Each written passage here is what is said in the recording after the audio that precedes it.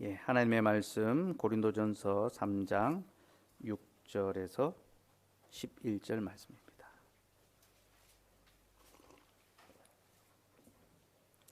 고린도전서 3장 6절에서 11절 말씀입니다. 제가 하나님의 말씀을 봉독하겠습니다. 나는 심었고 아볼로는 물을 주었으되 오직 하나님께서 자라나게 하셨나니 그런즉 심는 이나 물 주는 이는 아무것도 아니로되 오직 자라게 하시는 이는 하나님뿐이니라. 심는 이와 물 주는 이가 한 가지이나 각각 자기가 일한 대로 자기의 상을 받으리라. 우리는 하나님의 동력자들이요 너희는 하나님의 밭이요 하나님의 집이니라. 내게 주신 하나님의 은혜를 따라 내가 지혜로운 건축자와 같이 터를 닦아 두매 다른 이가 그 위에 세우나 그러나 각각 어떻게 그 위에 세울까를 조심할지니라. 이 닦아 둔 것 외에 능히 다른 터를 닦아 둘 자가 없으니 이 터는 곧 예수 그리스도라. 자비하신 하나님, 오늘도 우리에게 주의 영생의 말씀을 들려주셔서 감사합니다. 이제 이 말씀으로 그리스도의 터 위에 세워진 교회라는 말씀으로 주의 말씀을 전하고자 하오니 성령 하나님 찾아오셔서 우리를 가르쳐 주시고 깨닫게 하여 주옵소서. 예수 이름으로 기도드리옵나이다. 아멘. 사랑하는 여러분, 우리에게 모든 주일이 특별한 날이지만 오늘은 우리에게 좀 더 특별한 날입니다. 왜냐하면 지금으로부터 5년 전인 2017년 3월 5일 포항장로교회가 첫 예배를 드렸기 때문입니다. 한마디로 오늘은 우리 교회의 생일입니다. 그래서 저는 오늘 우리 교회의 첫 시작에 관하여 설교하려 합니다. 우리 교회가 어떻게 시작했고 또 어떻게 여기까지 이룰 수 있었는지, 그리고 이것을 통하여 우리가 걸어온 길을 돌아보고 또 앞으로 가야 할 길이 무엇인지 찾아보길 원합니다. 2017년 3월 우리가 첫 예배를 드림으로 포항장로교회가 하나님의 섭리 가운데 역사 속에서 첫 걸음을 뗐는데요. 저는 2017년도의 이야기를 하기 이전에 그보다 앞서서 2008년도의 이야기부터 좀 해보려고 합니다. 2008년도 저는 그때 33세 아주 푸르고 젊은 전도 유망한 그런 사역자였습니다. 그때 저는 SFC 간사를 하고 있었는데요. 그 해부터 2008년도부터 경동 지역에서 사역하라라는 이제 본부의 인사 발령을 받았습니다. 그 전까지 저는 대구에서 사역을 했는데요. 갑작스럽게 느닷없이 정들었던 사역지를 떠나서 고향을 떠나 포항으로 오게 됐고 또 여기서 사역을 시작하게 되었습니다. 처음에 올 때는 여러 가지 참 많은 마음의 근심, 고향을 떠나는 그런 아쉬움들이 참 많이 있었고 또 포항에 대한 특별히 큰 기대를 하지 않고 주께서 부르시니 가서 일해야 되겠다라는 그런 마음으로 왔습니다. 그런데 포항에 와서 제가 시작한 사역은 이전과는 전혀 다른 새로운 사역, 그런 사역을 하나님께서 시작하게 하셨습니다. 그 전까지 저는 사실 누구보다도 열심히 사역했었지만 어떤 정확한 목적 없이 그저 열심히만 일하는 그런 사역자였습니다. 한마디로 향방 없이 수고하는 그런 사역자였다라고 할 수 있습니다. 그러다가 저는 포항에 와서 어떤 목사님 한 분을 또 저희 스승으로 만나게 되었습니다. 그분이 누구신지 제가 이름을 밝히진 않겠지만 아마 아실 분들은 다 아실 겁니다. 그분과의 만남은 저의 사역에 있어서 완전히 다른 차원, 이전과는 완전히 다른 차원의 문을 열었습니다. 그 전에도 저는 이미 목사로서 사역했었지만 그분을 통해 저는 비로소 진짜 목사로서의 사역을 시작할 수 있게 되었습니다. 지금 와서는 대단히 부끄러운 말이 되지만 그때까지 저는 성경의 중심이 예수 그리스도며 또한 설교의 핵심이 구속사가 되어야 한다라는 사실을 잘 모르고 있었습니다. 저는 매우 열심히 사역하고 설교했지만 제 설교는 언제나 모범적이고 적용 중심적인, 그래서 하나님보다는 사람에게 더 초점이 맞추어져 있었던 그런 설교자였습니다.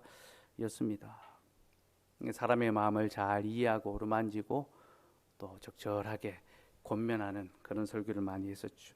물론 그 설교에도 유익이 있었고 또 하나님의 능력이 나타났습니다.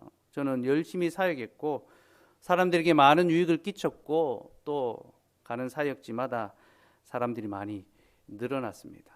여러분, 사람들이 늘어나면 사역자는 영광을 얻게 됩니다. 아, 이 사람 능력 있는 사역자다, 실력 있다, 칭찬을 받고 사람들의 입에 오르내리는 그런 일들도 제법 많이 있었습니다. 아마 제가 그때 그 사역의 방식을 계속 고수하고 또 지금도 계속했다면 아마 저는 지금보다는 훨씬 더 성공적인 목회자로 사람들에게 회자되고 또 더 유명한 그런 사람이 됐을지도 모르겠습니다. 모르긴 몰라도 분명히 그랬을 겁니다. 여러분 별로 안 믿으시는 웃자고 하는 말이니까 너무 진지하게 반응하지 마시고요. 어쨌든 저는 포항에 와서 제가 참 잘 모르고 있었던 진정한 신학, 참된 말씀이 무엇인지를 알게 되었고 또 그 신학은 저를 완전히 바꾸어 놓았습니다. 그렇게 저를 바꾸어 놓은 신학이 바로 개혁주의 신학입니다. 물론 저는 그전에도 개혁주의가 무엇인지 알고 있었고 또 제가 늘 강조했던 그런 내용입니다. 저는 SFC 간사 사역을 하면서 항상 개혁주의 신학을 추구해야 된다라고 그렇게 가르쳤습니다. 하지만 그때까지 저는 개혁주의의 구호만 알았지 그 신학의 실질이 무엇인지에 대해서는 제대로 알지 못했습니다. 그리고 목사가 되고 나서야 뒤늦게서야 그 신학의 맛을 알게 됐고 그리고 그 신학에 깊이 천착해 들어갔습니다. 그 신학이 추구하는 바가 무엇이며 그 신학이 말하는 말씀의 교훈이 무엇인지 열심히 공부하게 됐던 거죠. 그래서 어느덧 구속사적 성경 해석과 언약적인 예배 그리고 교회 중심과 신앙 고백 중심적인 삶은 저의 사역의 모토가 되어버렸습니다. 그리고 그것을 열심히 가르치기 시작했습니다. 저는 개혁주의 신학에 기초한 바른 교훈과 참된 경건을 힘써 가르치고 또 가르쳤습니다. 그게 저의 30대 시절의 사역의 삶입니다. 그 시절 저는 매우 즐겁게 사역했고요. 또 하나님께서는 저에게 사역에 많은 열매를 주셨습니다. 그때 제가 대흥교회에서 대학부를 담당하고 있었는데요. 처음 제가 대흥교회 왔을 때 20-30명 남짓 모이는 작은 공동체였습니다. 그런데 어느덧 사람이 점점 불어서 100명을 훌쩍 넘어가는 150명을 넘어가는 그런 어떤 규모로 대학부가 늘어났습니다. 앞에서도 말씀드렸지만 사람들이 늘어나면 사역자는 그때로부터 능력의 종으로 불리기 시작합니다. 그래서 많은 사람들이 저를 아주 유능한 사역자로 그렇게 인정을 해 주시더라고요. 그리고 교단의 유력한 교회에서 저를 스카우트하려고 서울에 아주 크고 유명한 교회에서 꼭 오라고 와서 지방에 있지 말고 이제 서울에서 청년 사역을 하고 좀 이름을 좀 떨치고 교단과 또 한국교회에 영향을 미치면 좋겠다라고 그렇게 제안을 하시고 어떤 목사님은 제가 오케이 할 때까지 기다리겠다고 한 1년을 넘게 물으시고 확인하고 그렇게 하시더라고요. 하지만 저는 조금도 흔들리지 않았습니다. 왜냐하면 저에게 중요한 것은 유명해지는 것이 아니라 하나님께서 저에게 깨닫게 해주신 것을 저의 양무리와 함께 나누는 것, 그것이 더 중요하고 더 기쁘고 더 좋았기 때문입니다. 그래서 저는 한눈 팔지 않고 열심히 사역에 전념했습니다. 그 시절을 돌아보면 저는 방앗간에 나귀가 방아를 찢듯이 열심히 사역에 몰두했다라고 말할 수 있고요. 아마 여기 그 사역의 증인들이며 수혜자들이 여럿 앉아 계시니까 여러분들이 저 사역의 증인이 되리라 믿습니다. 아무튼 그 시절 저는 사역의 보람과 기쁨을 풍성히 누리고 있었습니다. 그런데 시간이 흐를수록 제 안에는 왠지 모를 어떤 허기가 생겼습니다. 그 허기는 사역을 하면 할수록 또 열매가 맺히면 맺힐수록 더 커져만 갔습니다. 저를 허기지게 했던 것은 교회에 관한 열망에서부터 비롯된 것이었습니다. 개혁주의 신학의 목표는 복음의 지적인 깨달음에 있지 않습니다. 여러분, 개혁주의 신학은요, 교회를 위한 신학이며 개혁주의 교회를 건설하는 것에 그 목표를 두고 있습니다. 개혁주의는 종교개혁의 역사로부터 시작했는데요. 종교개혁의 역사는 한마디로 교회를 건설하는 역사였습니다.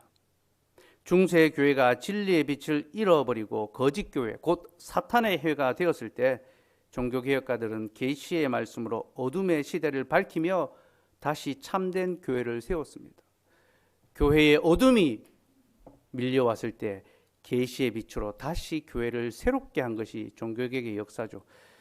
저희 교회 강대상에 포스트 테네브라스 룩스라는 글귀가 새겨져 있는데 이것은 저희 교회의 모토입니다. 그리고 이것은 종교개혁의 모토이기도 합니다. 포스트 후에 테네브라스 어둠, 룩스 빛, 어둠 후에 빛.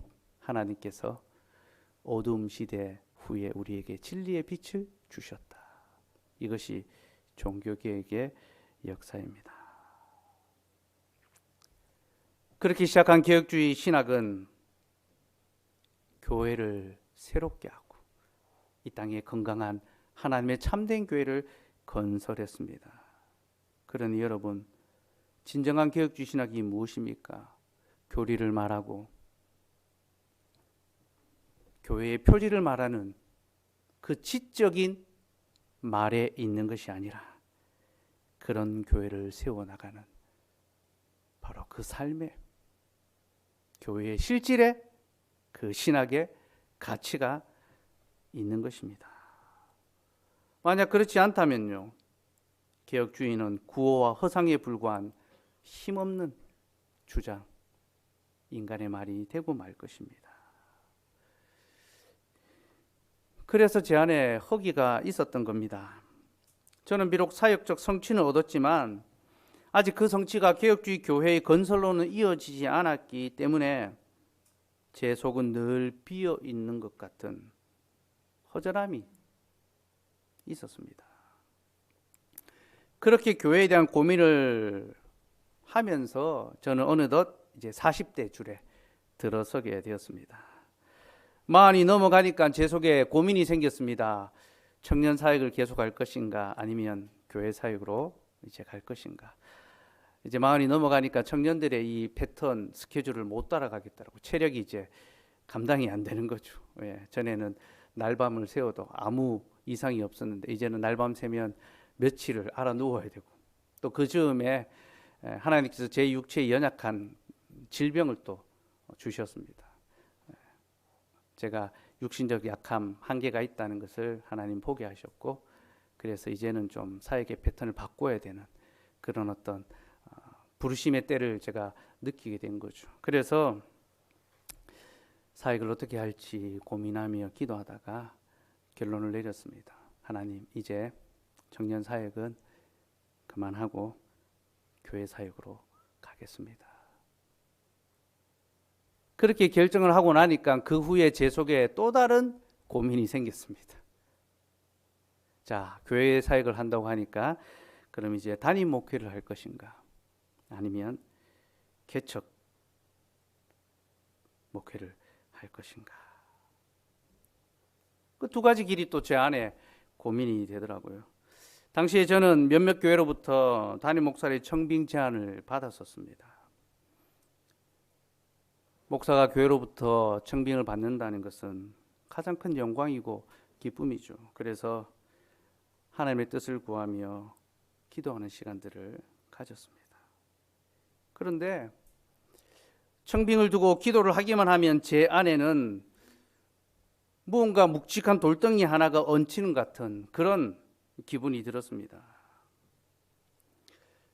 저는 개혁주의 신학을 가르치며 이 신학의 목적은 개혁주의 교회 건설이 있다라고 늘 말했습니다. 그렇게 청년들에게 귀에 딱지가 않도록, 귀에서 피가 나도록 교회를 외쳤는데, 제가 외쳤던 그 외침이 저에게 부메랑처럼 되돌아왔습니다.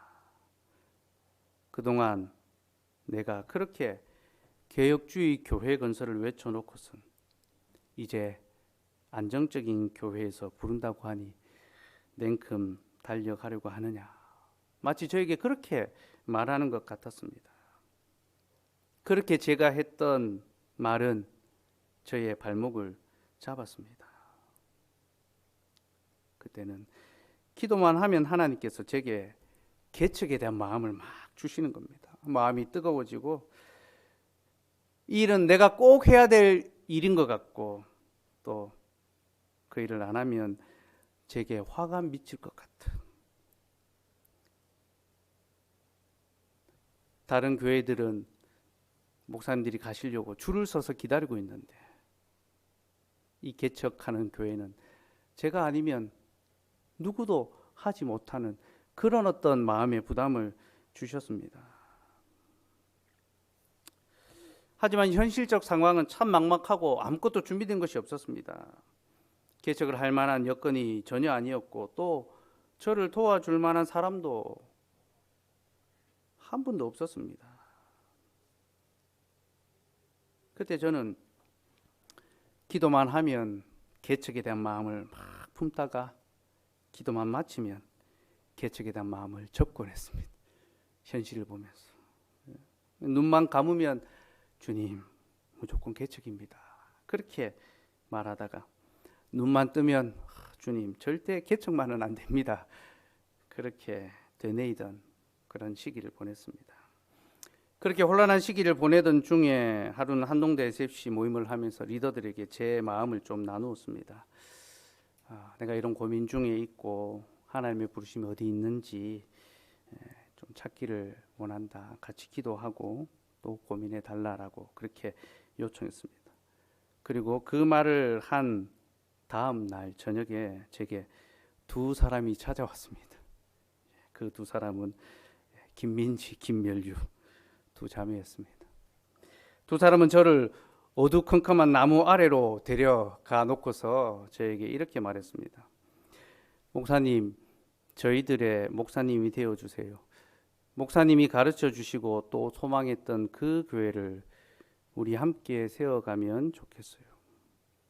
그러면서 자신들과 같은 마음을 갖고 있는 지체들이 더 있다고 그렇게 이야기를 하는 겁니다.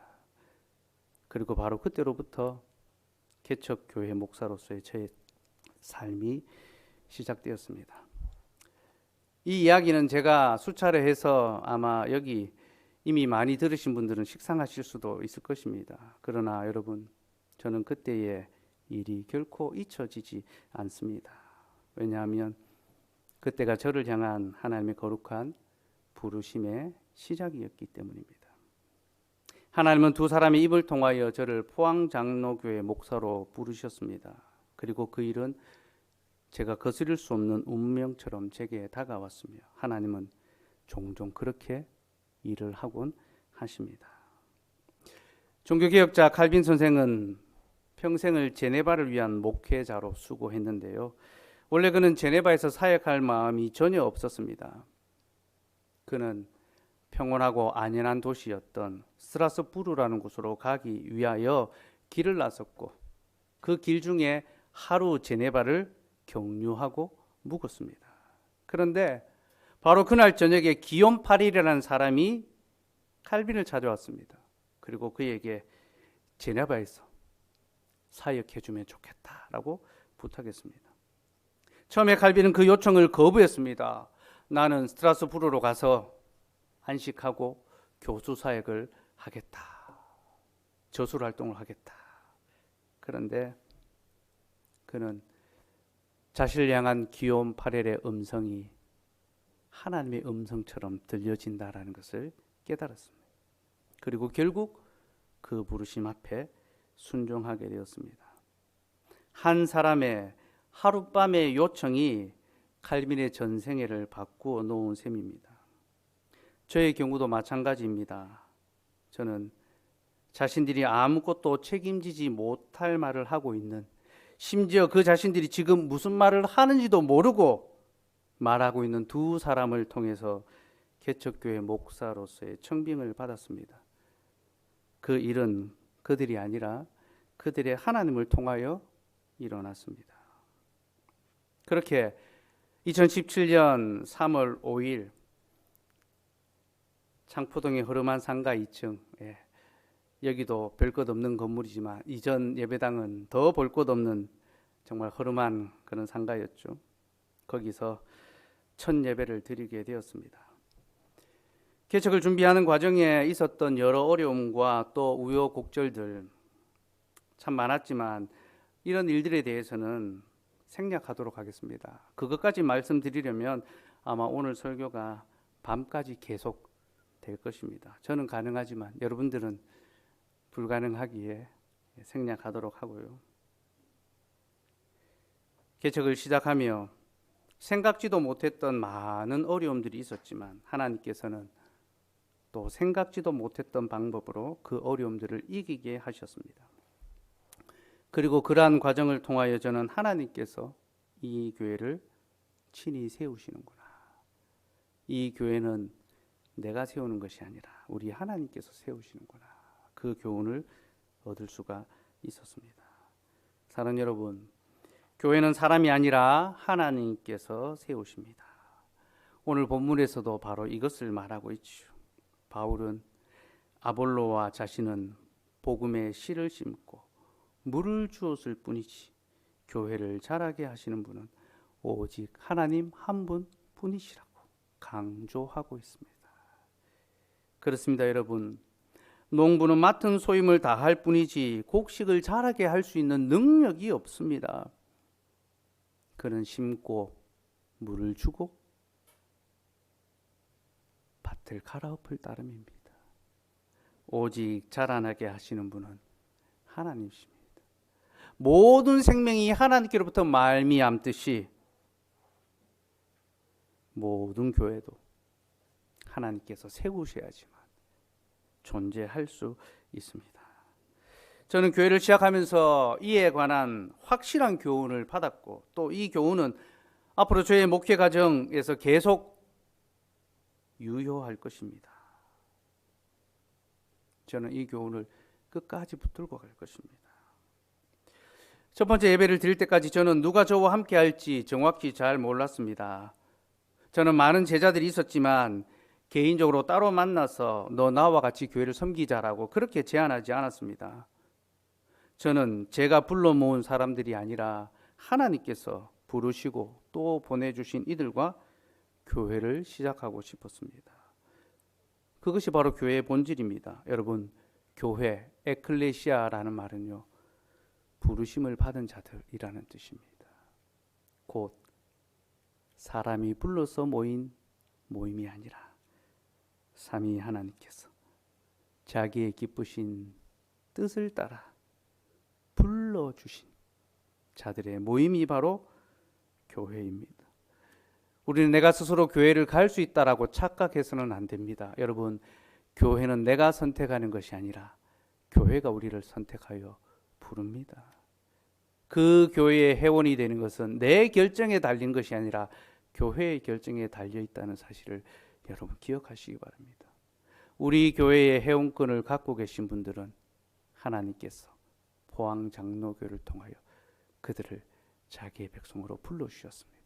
그런 이것을 꼭 기억하시고 교회의 회원이 되었다는 것을 늘 감사하시고 자랑하시고 기뻐하실 수 있기를 바랍니다. 어쨌든 교회는 사람이 아니라 하나님께서 세우는 곳이며, 바로 이런 이유 때문에 저는 누구 보고 오라 하지 않고 첫 예배를 언제 어디서 드리는지에 대해서만 이야기했습니다. 그리고 각자 하나님 앞에서 기도하고 말씀에 부르심, 곧 교회로 부르시는 하나님의 뜻이 있는 사람들만 오라고 말했습니다. 그렇게 해서 모인 사람들이 25명이었습니다. 25명이 처음 모여서 예배를 드렸습니다. 여담이지만 처음 저를 불렀던 멜류자매는 그 자리에 없었습니다. 2년 뒤에 다시 돌아왔습니다. 아무튼 그때 저희 가정을 제외하면 전부 청년들 뿐이었습니다. 그래서 이름은 포항장로교회지만 실제로는 포항청년교회, 그 교회가 시작했습니다. 저는 첫 주일의 설렘과 또 그때 했던 설교가 아직도 귀에 쟁쟁합니다. 하지만 첫 주일 우리에게 가장 인상 깊게 남은 것은 점심 식사 메뉴였습니다. 그날 우리는 LA 갈비를 먹었습니다. 왜 갈비를 먹었습니까? 교회는 그리스도의 신부인데 포항장로교회가 신랑 되신 그리스도와 결혼한 날이기 때문에 갈비를 먹었습니다. 아마 오늘도 식사를 할 수 있었다면 갈비를 먹었을 겁니다. 저희는 교회 설립 기념일 때마다 갈비를 먹을 것입니다. 왜 갈비를 먹습니까? 첫 번째 신랑이었던 아담이 자기 아내를 위하여 갈빗대를 내어 주었지 않습니까? 그리고 두 번째 신랑, 곧 참된 신랑이신 예수 그리스도께서 자기의 신부된 교회를 위하여 십자가 위에서 자신의 갈빗대를 내어 주셨습니다. 그래서 우리는 그 의미를 되새기며 함께 갈비를 먹으며 예수 그리스도와 교회의 혼인을 축하하고 기뻐했습니다. 그리고 밤이 늦도록 말씀의 교제와 삶의 나눔을 하며 주일의 기쁨을 풍성히 누렸습니다. 그리고 매주일마다 우리는 예배의 기쁨, 성찬의 기쁨, 또 교제의 기쁨을 함께 나눴습니다. 처음 시작할 때 우리가 성찬이 있는 주일마다 도시락 데이를 했었지 않습니까? 각자 집에서 반찬을 준비해 왔어. 한 식탁에 둘러앉았어. 모두가 그 반찬 나누어 먹고 밥을 나누어 먹고 진정한 식구 한 떡과 한 잔에 참여하는 그런 기쁨을 누렸고, 또 주일 저녁이 늦도록 집으로 돌아가지 않고 이런저런 이야기를 하고 삶의 권면을 하고 그렇게 교제했습니다. 이제 그러한 풍경은 코로나 때문에 다 사라져 버렸습니다. 그러나 여러분, 우리는 다시 회복하기를 소망하고 그때가 되었을 때에 그것을 다시 쟁취하고 그 교제를 다시 풍성히 누릴 수 있도록 해야 될 것입니다. 아무튼 20여 명의 청년으로 시작했던 교회가 5년의 시간이 흘러 이제는 60여 명이 넘는 성도의 교회가 되었고, 또 전부 청년들만 있었던 교회가 이제는 가정이 18가정이 되었습니다. 그리고 저희 자녀 둘밖에 없었던 언약의 자녀는 곧 태어날 아이들까지 해서 12명이 되었습니다. 다른 교회들의 도움을 받아서 시작했던 교회가 이제는 다른 교회들을 돕는 교회가 되었습니다. 하나님께서 우리를 이만큼 자라게 하셨고 또 여기까지 인도하셨습니다. 우리는 이 모든 것이 우리가 잘해서 된 것이 하나도 없다는 사실을 알아야 합니다. 우리를 자라게 하신 분은 오직 하나님이십니다. 5년은 짧지 않은 시간이지만 어떻게 보면 또 짧은 시간으로 할 수 있죠. 그리고 그 5년 동안 우리는 여러 어려움도 많이 겪곤 했습니다.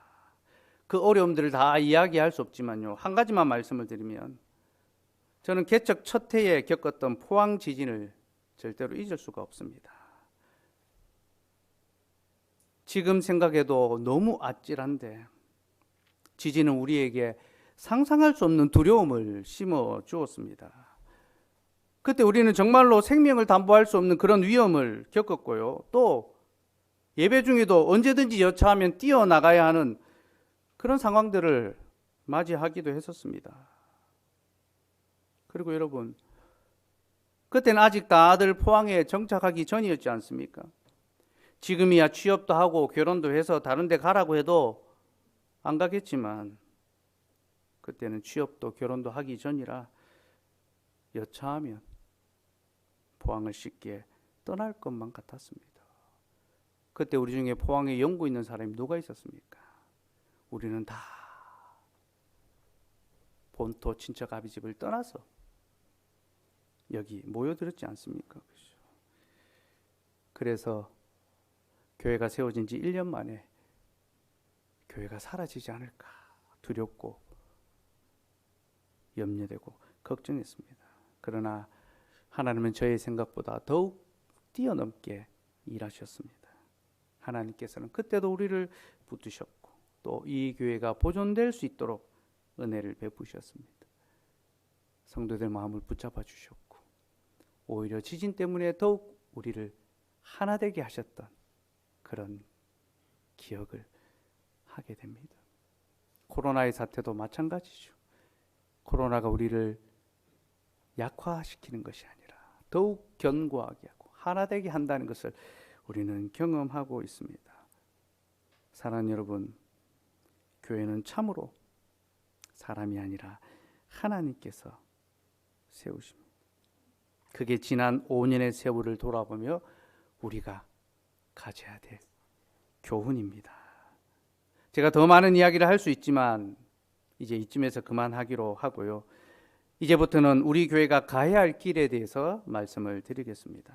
여러분, 하나님께서 우리를 교회로 부르신 이유가 무엇일까요? 왜 우리를 포항 장로교회로 부르시고 여기서 한 몸 주의 교회가 되게 하셨을까요? 그 이유가 무엇일까요? 이는 곧 하나님께서 기뻐하시는 교회를 이 땅에 세우기 위해서입니다. 여러분, 세상에는 교회가 참 많습니다.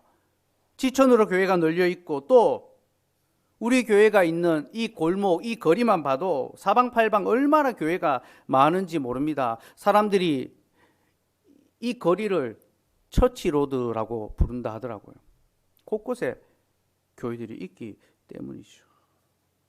근데 여러분, 이렇게도 교회가 많은데 포항 장로교회가 있어야 하는 이유가 무엇입니까?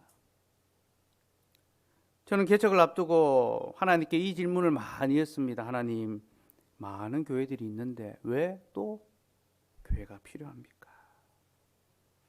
그리고 저의 결론은요, 우리는 또 하나의 교회를 더하는 것이 아니라 하나님께서 친히 세우시는 그 교회로 지어져 가기 위하여 모여야 한다는 겁니다. 여러분, 우리는 하나님께서 친히 세우시는 주님의 교회가 되기 위하여 포항 장로교회로 모였습니다. 그렇다면 여러분, 주님이 세워가시는 교회란 도대체 어떤 교회입니까? 오늘 본문에서 그 증거를 찾으면 그 교회는 그리스도의 터 위에 세워진 교회다라고 할 수 있습니다. 본문 10절과 11절 말씀 같이 읽읍시다. 시작. 내게 주신 하나님의 은혜를 따라 내가 지혜로운 건축자와 같이 터를 닦아두매 다른 이가 그 위에 세우나 그러나 각각 어떻게 그 위에 세울까를 조심할지니라. 이 닦아둔 것 외에 능히 다른 터를 닦아둘 자가 없으니 이 터는 곧 예수 그리스도라. 사도 바울은 자신이 하나님의 은혜를 따라 지혜로운 건축자가 되어 교회의 터를 닦았다라고 말합니다.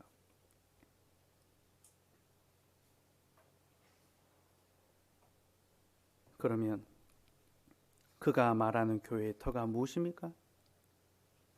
바로 예수 그리스도의 터죠. 이 닦아둔 것 외에 능히 다른 터를 닦아둘 자가 없으니 이 터는 곧 예수 그리스도라. 사도는 오직 예수 그리스도의 터 위에 교회를 세울 수 있다라고 말하며, 누구든지 주의 교회를 세우려면 오직 그리스도의 터 위에 세워야지 다른 것으로 세워서는 안 된다라고 경고합니다. 사랑하는 여러분, 주님이 친히 세우시는 교회는 그리스도의 터 위에 세워진 교회입니다. 만약 교회가 그리스도의 터 위에 세워지지 않았다면 그 교회는 비록 겉모습은 교회, 크고 좋은 교회일지 몰라도 그 속은 사탄의 회와 같습니다. 우리는 그리스도의 터 위에 교회를 세워야 합니다. 그렇다면 그리스도의 터 위에 교회를 세운다는 것은 또 무엇을 가리킬까요? 그리스도의 터 위에 교회를 세운다. 이게 무엇을 가리킬까요? 이는 곧 말씀의 터 위에 교회를 세우는 것을 가리킵니다. 예수 그리스도는 진리의 말씀이죠. 그래서 진리 대신 그리스도의 말씀 위에 교회를 세워야지만 그 교회가 주님의 교회가 될 수 있습니다. 그런데 여러분, 문제가 있습니다. 많은 사람들이 다 자신들은 말씀의 기초 위에 교회를 세운다고 말합니다. 다 성경 이야기하고 또 다 말씀 중심이라고 그렇게 말합니다. 심지어 이단들조차도 자기들은 말씀 중심이라고, 너희가 말씀을 잘못 오해하고 있다라고 그렇게 말합니다. 신천지 만나면 전부 말씀 가지고 이야기합니다. 여러분, 신천지 만나면 성경 펼쳐서 이야기하지 마세요. 여러분 다 집니다.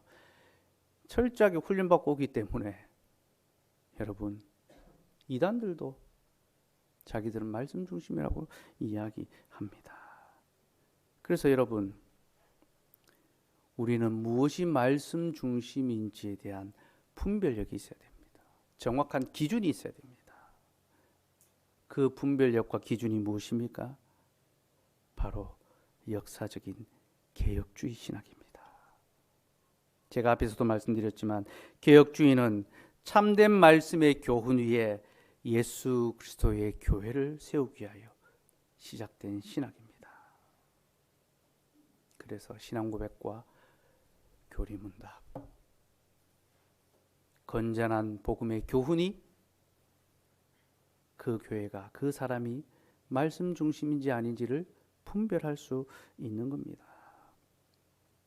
저는 개혁주의 신학을 맹신하지 않습니다. 무턱대고 추종하고 따라가지 않습니다. 저는 한 번도 여러분들에게 그렇게 개혁주의를 가르쳐 본 적이 없습니다. 그러나 저는 개혁주의 신학이 교회를 위한 최고의 신학이라는 것을 확실히 믿습니다. 그래서 그 신학을 기초로 해서 사역하고 그 신학이 지향하는 교회를 여러분과 함께 세워가기를 소원합니다. 여러분도 그것에 동의를 하시고 그 일에 함께 열심을 내어야지만 포항장로교회의 진정한 성도가 될 수 있는 것입니다. 그러면 개혁주의 신학이 추구하는 교회, 그려내는 교회가 무엇입니까? 어떤 교회가 그런 교회입니까? 그 교회의 모습이 저희 교회의 설립 취지문 속에 담겨 있습니다. 제가 오늘 유인물을 나누어 드렸죠. 2022년 목회 계획에 관한 목회 방향에 관한 유인물을 나누어 드렸는데요. 그 유인물 제일 뒷페이지 보시면 포항장로교회 설립 취지문, 이 교회를 처음 시작할 때에 정했던 설립 취지문이 있습니다. 그래서 제일 첫 장은 목회 방향이고 끝장은 설립 취지문입니다.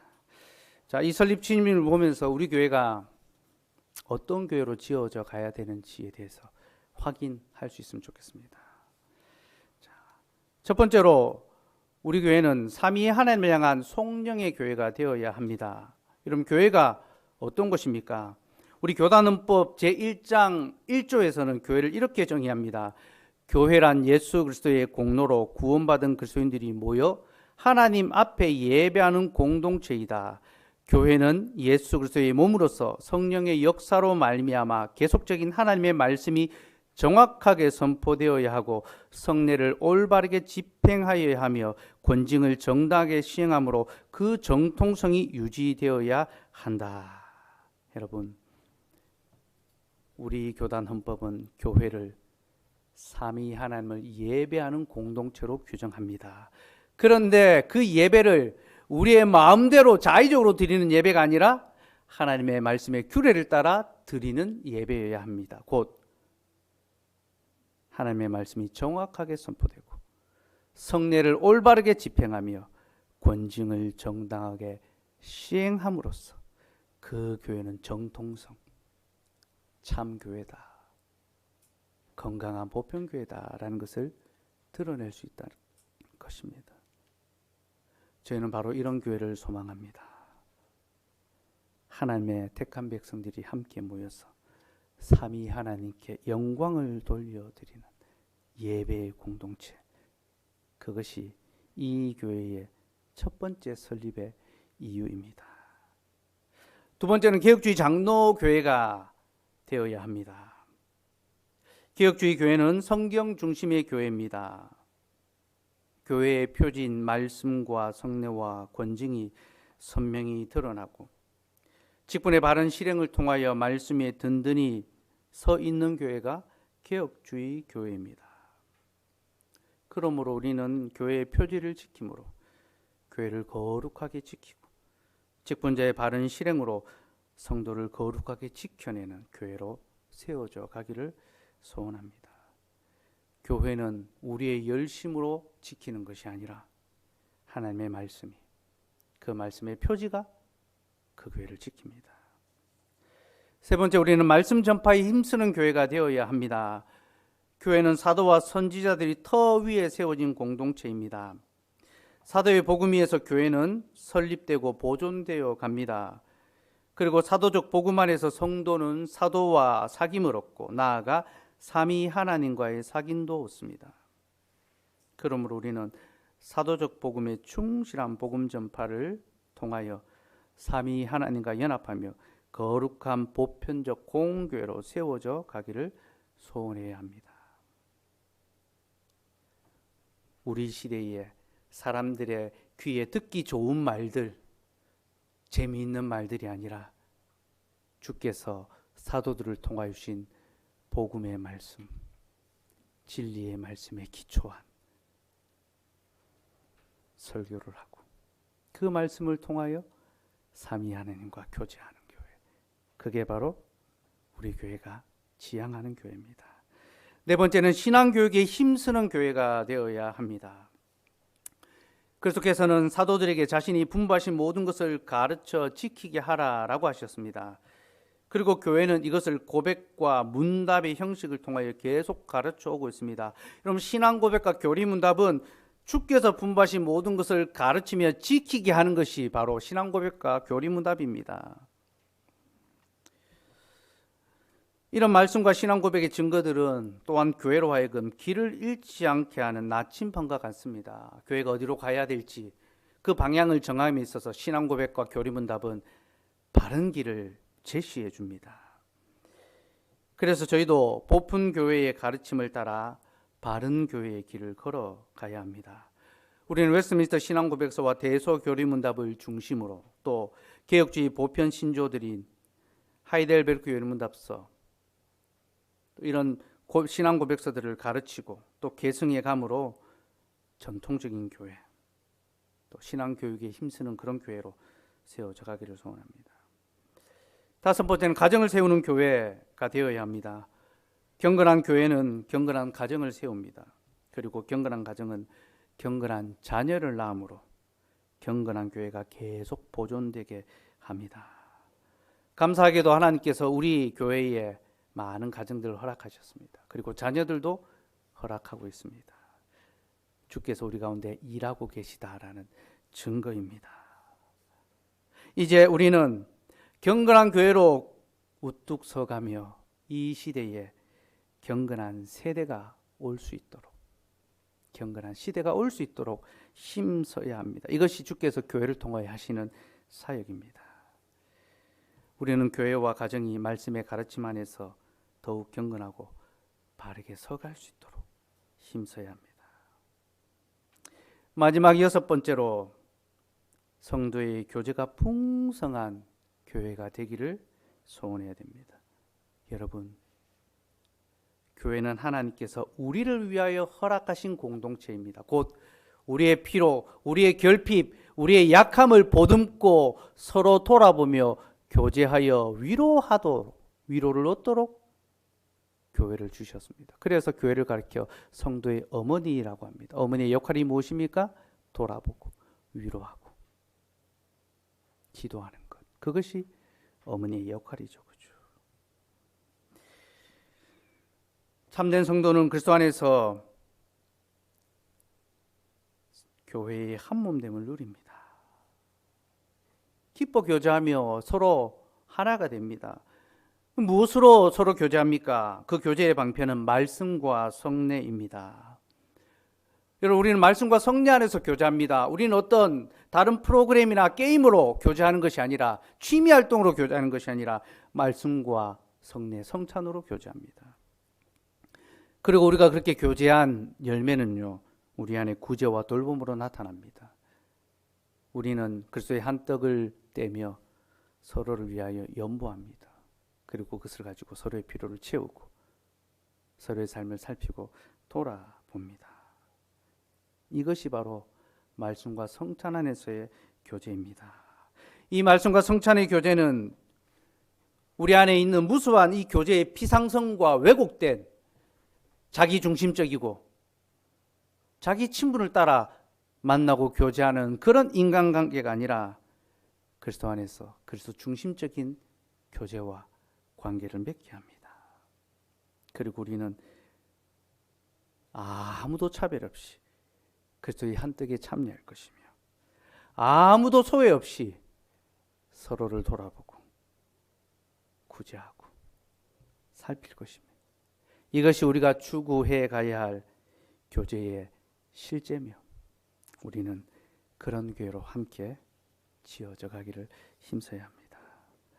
사랑하는 여러분, 지난 5년간 우리는 이런 교회를 소망하며 여기까지 왔습니다. 각자 자기의 시간을 돌아보십시오. 어떤 이는 5년, 어떤 이는 4년, 어떤 이는 아직 채 1년이 되지 않은 분들도 있을 것입니다. 그러나 여러분, 우리가 이 교회에 속하여서 함께 말씀을 듣고 함께 예배하고 또 함께 순종하기를 힘썼다는 것은 우리가 이 교회를 소망하며 함께 살아가기를 마음먹고 있다는 바로 그 증거입니다. 하나님께서 우리를 바로 그 일을 위하여 여기로 불러 모으셨다는 사실을 기억하시기 바랍니다. 지난 세월을 돌아보면 우리가 참 잘하지 못한 것이 많다라는 것을 발견합니다. 우리가 잘한 것들도 있지만 잘하지 못한 것이 더 많은 것을 발견합니다. 저는 이제 50이 가까이 다가오고 있습니다. 33살에 포항에 와서 정말 아무 겁나는 것 없이 거침없이 사역하며 저는 모든 것을 다 할 수 있다고 생각했습니다. 그리고 40대가 되면서 주의 교회를 세우면 내가 정말로 잘 세울 수 있겠다, 그런 자신이 있었습니다. 근데 이제는 그런 자신이 다 사라졌습니다. 제가 못하는 것이 너무 많다는 것. 어떤 시간의 무게가 저에게 이제 느껴지면서 내가 정말 그런 교회를 세울 수 있을까, 그런 두려움이 저를 엄습합니다. 그러나 지나온 시간을 돌아보는 것이 저에게 또 다른 소망이 되었습니다. 왜냐하면 교회는 사람이 아니라 하나님께서 세우시는 것이요, 하나님께서는 우리의 연약함마저도 자신의 능하심의 기회로 삼으시기 때문입니다. 우리가 지금까지 오직 은혜로 걸어왔기에 이제 앞으로도 오직 은혜로만 걸어갈 것입니다. 이것은 우리의 믿음의 인생의 삶이요, 또한 우리의 교회의 길이기도 합니다. 그러니 앞으로도 오직 은혜로만 믿음의 길을 걸어갑시다. 우리가 그동안 잘하지 못했던 것은 반성하여 더 잘할 수 있도록 하고, 잘한 것이 있다면 계속 더 잘할 수 있도록 더욱 힘을 냅시다. 그렇게 여러분 주와 그리스도의 교회로 우리 함께 계속 지어져 갈 수 있기를 소원합니다. 기도하겠습니다.